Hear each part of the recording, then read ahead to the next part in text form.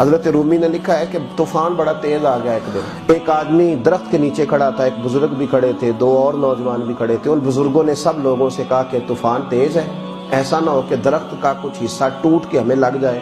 یہ سامنے ایک برآمدہ ہے, چلو آؤ برآمدے میں چلتے. وہ دو نوجوان چلے گئے تو ایک شخص کھڑا رہا.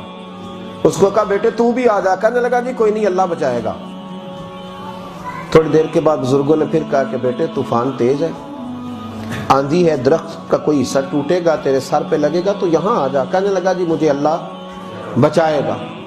وہ خاموش ہو گئے, دو تین دفعہ کہا. اب ایک آدمی وہاں سے گزر رہا تھا رستے سے, یوں سمجھ لیں کہ موٹر سائیکل پہ گزر رہا تھا. اس نے گزرتے ہوئے کہا کہ بھائی برآمدے میں چلا جا, طوفان تیز ہے, کوئی چیز تیرے سر پہ لگ جائے گی. کہنے لگا نہیں اللہ بچائے گا. ایک اور گزرا, سمجھ لیں ایک مہران والا گزرا, اس کو کوئی لالچ نہیں تھا, تعلق نہیں تھا. اس نے